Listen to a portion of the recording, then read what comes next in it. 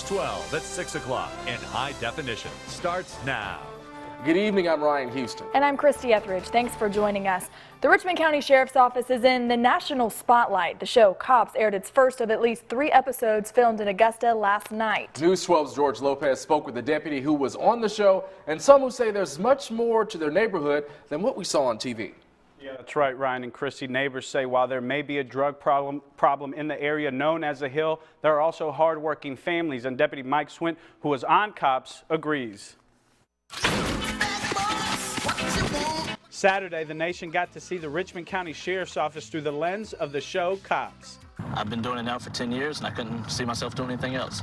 Deputy Mike Swint is a part of the crime suppression team for the county and says being a part of a TV show he's watched is pretty cool. It was exciting. Not many people can say they've been on Cops. The Cops crew filmed for 8 weeks but only aired a 6-minute segment. And while the show focuses on cops catching bad guys, Swint says this area known as the Hill isn't just filled with criminals. There's no area that's all bad.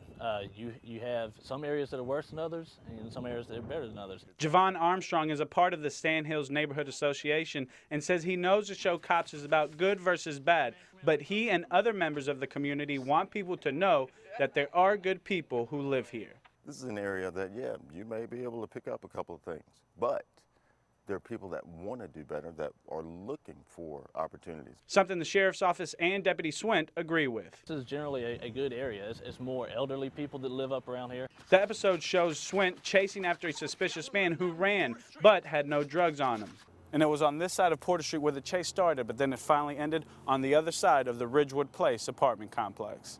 The suspect was taken to jail for an outstanding warrant, but drugs were taken off the street. About $80 worth of crack cocaine was found in bushes. Swint says drug dealers sometimes hide them there, but the most important thing to him is that the right hands found it.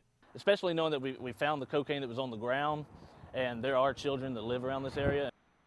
There will be at least another 2 episodes of Cops, one on February 22nd and the other one on March 1st, excuse me, so be sure to keep an eye out for them and see who makes the cut. And George, we've learned that they caught folks from all over the county, not just one area. Yeah, that's right.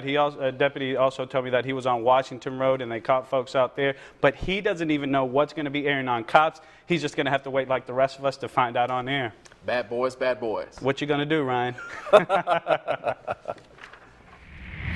right, let's take a look out of our live eye in the sky camera. Matt, it felt so good out there today. It just kind of made you want to work out. It really did. You know, take a nice run outside, maybe take the dogs for a walk, the kids to the park, all of the above maybe, but it's kind of hard to believe and seeing days like today to find out that we have winter weather on the doorstep. So let's get straight to that, taking a look at our winter storm watch that is in effect from Monday night until Wednesday morning. Now, this is for the western counties of the CSRA that is shaded in the blue area. So Wilkes County all the way down to Hancock County and Washington County.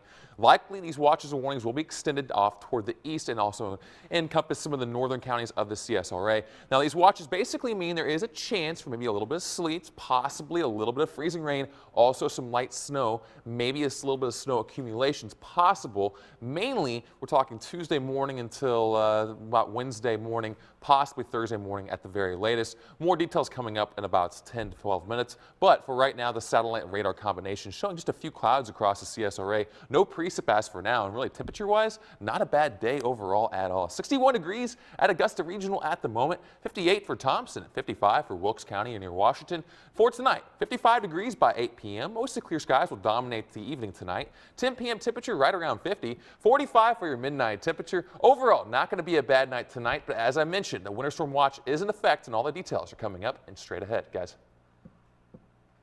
And Mount Vintage Golf Club put their tees up at 2 o'clock on Friday, and all that's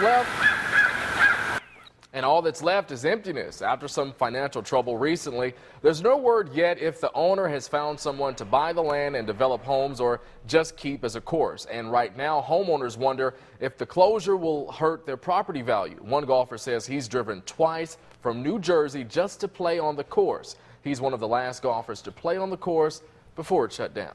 Number one would be property value. Number two would be the solution to the golf course dilemma. Would it be costly to have someone come in and, keep the golf course but yet increase the dues? The course has hosted professional golfers and retirees, but for now, no one will be able to enjoy the course anymore. Blue lights are seen probably several times a day on Bobby Jones and Mike Paget Highway, but when deputies rolled up on what they thought was a broken down car, instead they found 28-year-old Gerald Clifford fatally shot in his car Saturday morning.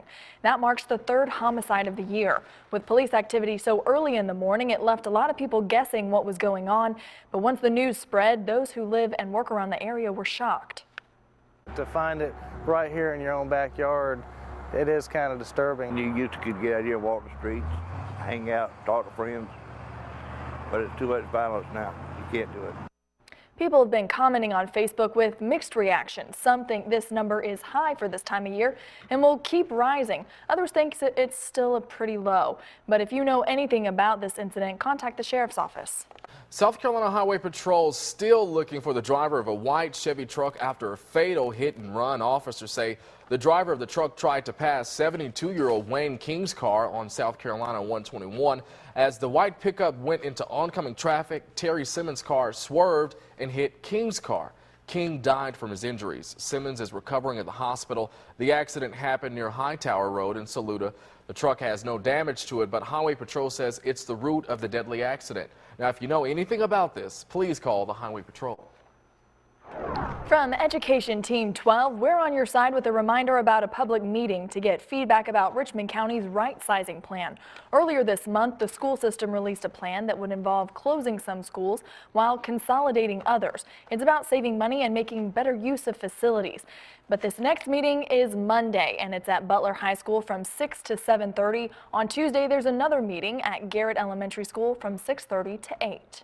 And a fire is out in Savannah today. The flames tore through a warehouse. Look at all that smoke straight into the sky. Firefighters worked overnight to stop any flare-ups in the warehouse. The cause is unclear right now, but officials say the fire was fueled by 5,000 tons of rubber to blame, and the rubber is to blame for all that thick smoke. Medical marijuana is gaining some leverage in the South, including Georgia. Medical marijuana is legal in 20 states and D.C. Georgia lawmakers are standing behind bills allowing for the limited use of cannabis oil by those with specific medical conditions like seizures. Their main heartstring puller is children suffering with up to 100 seizures a day who could benefit from this oil. Her seizures were reduced, according to the parent, down to 1. In some cases, none a day, 0 a day. So that, just listening to something like that, you have to go a little further to see what are some of the other effects that it may have. And coming up on News 12 at 11, State Representative Wayne Howard talks about Haley's Law and how cannabis oil could treat those with seizures. He also talks about another bill he is not in support of. A Tampa baseball team here in Aiken for a tournament had to rely on another team to get them to their game. According to Aiken Public Safety, they can't find their bus driver. Deputies say on the way to their game this morning, passengers suspected the bus driver was intoxicated and convinced him to pull over. After calling him a cab, they went on to their game, but they haven't seen or heard from him since. You can't really go anywhere without a bus driver. It's difficult to get to the game. I wonder if it affected their play. But we'll hear tonight at 11 from Julie. Oh, yeah.